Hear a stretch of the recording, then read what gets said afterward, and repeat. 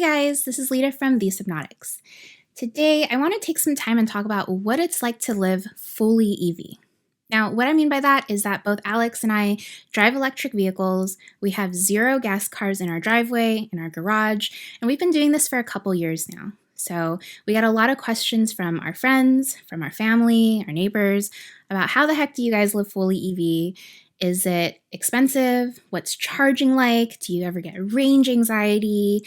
How do you guys charge? All of these questions, and I wanted to kind of answer them here. So we actually got our first electric car in 2019, and it was the Tesla Model 3. And at the time, Teslas were just starting to become a little bit more popular, a little bit more easier for people to get.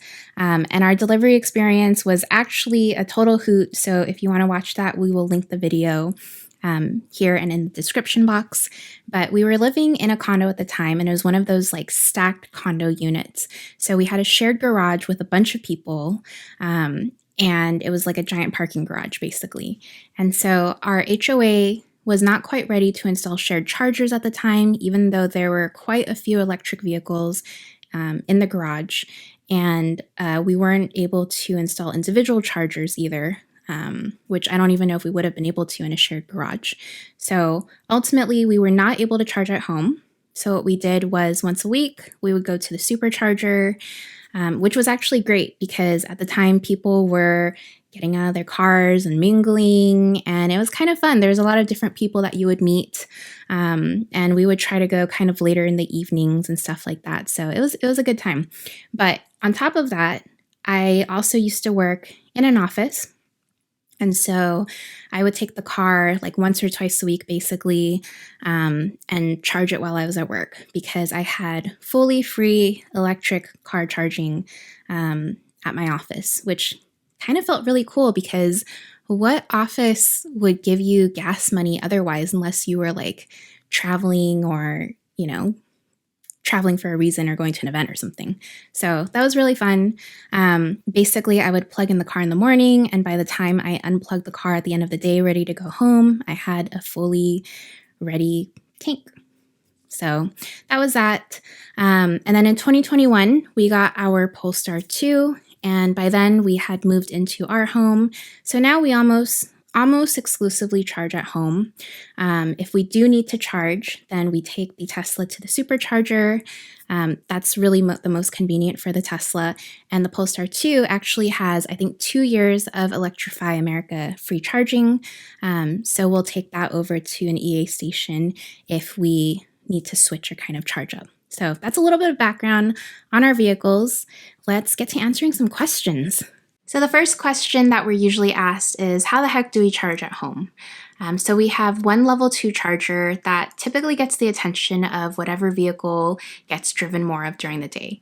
So for the most part, because Alex still commutes to work, that is the Tesla, our Model 3, that usually gets a level 2 charge, and then we will trickle charge the other vehicle. So on most occasions, the Polestar 2 is what I drive, and if I'm just going to the grocery store, to really local places like the gym, then I don't really need the level 2, but I can plug it in if I need to. On the occasion that both of us drove a lot that day, and both cars need a level 2 charge, or we know that they just kind of need extra juice for the next day, then we will either take one of the vehicles to a charger, whether it's the supercharger for the Tesla, or to go to the Electrify America station for the Polestar 2, then the other vehicle that we're not driving or taking out will get the level 2 charger. So typically that's kind of how it works for us. It's worked really well. We are a half commute family, I guess, because I work from home every day. So it's a little bit easier for us in that sense, but we just haven't really felt the need to have 2 level 2 chargers yet. So another question that we get asked a lot is, how much does it actually cost for you to charge your cars at home, and is it cheaper than gas? So our home, there's actually quite a few prefaces that have to come with this, because when you talk about electricity, I feel like there's a lot of other things that contribute to your electricity bill, and I think it's worth mentioning and just giving extra context for that. So Our home was actually built after 2020, and because we live in California, there was a mandate that came out that said all new homes in California built after 2020 have to have solar panels. So our home does have some solar panels, not enough for us to fully sustain our electricity bill. So I would say on average, our electricity bill each month, inclusive of like dividing the super bill that we get at the end of each year, probably spend about $150 to $200 on electricity in total. But when we look at the Tesla app and kind of the charge stats that come up on there, it actually says that in the past month, we've spent $68 charging, 285 kilowatt hours total charged. 88% of that charging was done at home, 12% was at a supercharger. And we actually saved, according to the Tesla charge stats, $76 in gas savings, because otherwise we would have paid $144 in gas for last month, which is interesting. I'm not sure how fully accurate that is and what gas prices the Tesla app takes into account there, but that's what it says. And our cost for charging at home is 27 cents per kilowatt. And if you actually look at it for the year tab, it actually shows that we spent $660 for the year charging, a total of 3,310 kilowatt hours for our Tesla Model 3. And we actually saved $1,214 in gas savings. So I would say that's pretty good. It's kind of really hard for us to divvy up exactly with the SoCal Edison bill, but I do feel like in general, we do save a little bit more money charging at home than we do on gas. And how much that does really varies on your commute, how often you drive, and a lot of other things, but that's pretty much about what we spend. So another question that we get asked a lot is, do you get range anxiety? So while public chargers are still being built across the country and nowhere near as common as gas stations yet, honestly, after going fully electric with 2 cars, we haven't looked back. I don't think we've gotten gas in the past couple years at all, with the exception of renting a gas vehicle when we were in Canada on a trip, and that's it. And it's been so convenient. It's been so great. Charging at home is fantastic. And to be honest, I really don't experience a lot of that range anxiety, if at all. If you are using your vehicle for your day-to-day commute, I don't think you ever need to worry about range anxiety either. If you're going on a long road trip, I think there still is a little bit of planning ahead you can do to kind of maximize your trip. So there's a lot of resources that you can take advantage of. Tesla has their own route planner online, and even if you were to enter your destination on your dash, it actually even tells you what superchargers to stop at, for how long, and all of that. You can also use other resources, like a better route planner is also really great, and you can select your vehicle and kind of see the route and plan it out that way.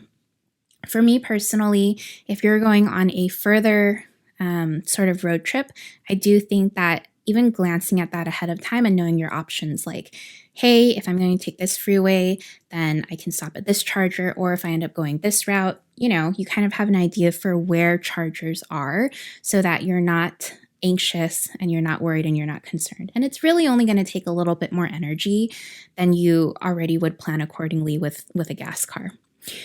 Alex and I have traveled out of state multiple times without ever stepping foot inside a gas station with our EVs. Now, it does take more time because you are kind of stopping for potentially up to 30 minutes at a time and charging, but there are a lot of rest stops that have food, that have drinks, that have plazas for shopping and things like that you can stop at. So it does take longer than you would if you were to just say you're getting gas for 5 minutes and using the bathroom at a Starbucks and going. But because we are kind of the people that like to stop and stretch our legs every 2 hours too on a trip, it's actually been very convenient for us, and I don't think it actually adds on that much more time. So another common question that we get is, are there a lot of public charging stations and are they reliable?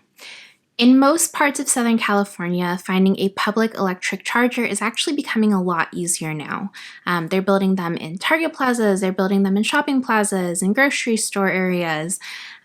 In my experience in LA County and Orange County, they're actually pretty easy to find, and I assume that's the case for a lot of other densely populated communities as well. That being said, there's still not as many public charging stations as there are gas stations, but we are going to see more in the future, and that is very exciting to see.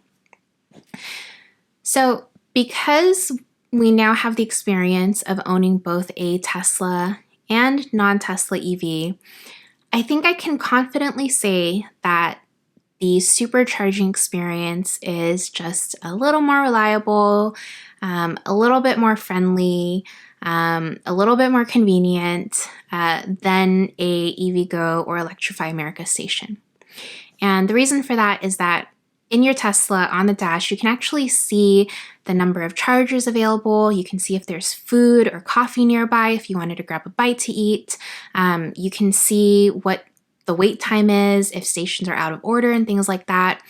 I've been to a few Electrify America stations, I'm talking about Irvine Spectrum, where they supposedly had a ton of charging stations, and when you got there, only like 2 of them were working, and there was a 5-car wait to charge. So your experience really varies. You will find what the hot times are, basically. So typically commuter times are when people are usually charging and when you might have to wait for a charger. If you are waiting for a charger, I would say the average time is maybe 30 minutes to charge, but that really varies. People do move in and out pretty quickly, so I think that's a good thing, but you do have to potentially allot time for that. My final note on here is that despite saying all of those things, I personally still feel like we're a lot more comfortable driving our Tesla on road trips because of the supercharging network than we would taking the Polestar 2. So far, we haven't taken the Polestar 2 on any long trips yet, but the Tesla has gone with us to Arizona, to other states multiple times, and the supercharging network has been especially convenient for that. So the final question is, would you get another ICE car? And it's going to be a cop-out of an answer, but my answer is maybe. There's a lot of really good cars out there in the market that serve a lot of different purposes, and we've been really intrigued by the Bronco, by the Telluride, by the Maverick. Those are all very different cars, but they're all very interesting. So I guess my answer is never say never. But there are a lot of conveniences to owning an electric car that I have 100% thoroughly enjoyed and have thought worth it. One pedal drive is a huge thing. Once you one pedal drive, it's very hard to go back to a gas vehicle. It feels a lot more organic. It feels a lot more seamless, in my opinion. It does take time to adjust. But for me, it's just a better driving experience.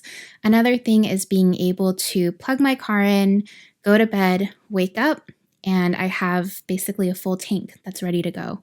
That is something that you just will not get the experience of driving a gas vehicle, and something I very much appreciated as an EV and homeowner.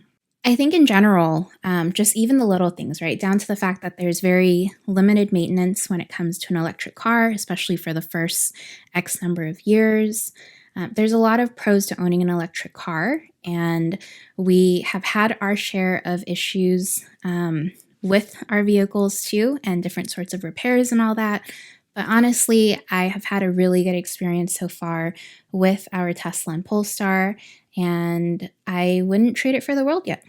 So those are the most common questions that we get asked, owning 2 cars, being fully electric. Let me know if you have any more questions in the comment box below. If you are fully EV as well, let me know what your experience has been, where you're located, if that experience is different from ours or not. And be sure to hit the like button. Please hit subscribe. Let me know if you want to see more videos like this. I'm Lita from These Hypnotics. I will see you guys next time. Bye! Well, look at that. You made it to the end of the video. Be sure to subscribe, follow us at all our social media links, and also definitely check out our website, hypnotics.com. You won't regret it.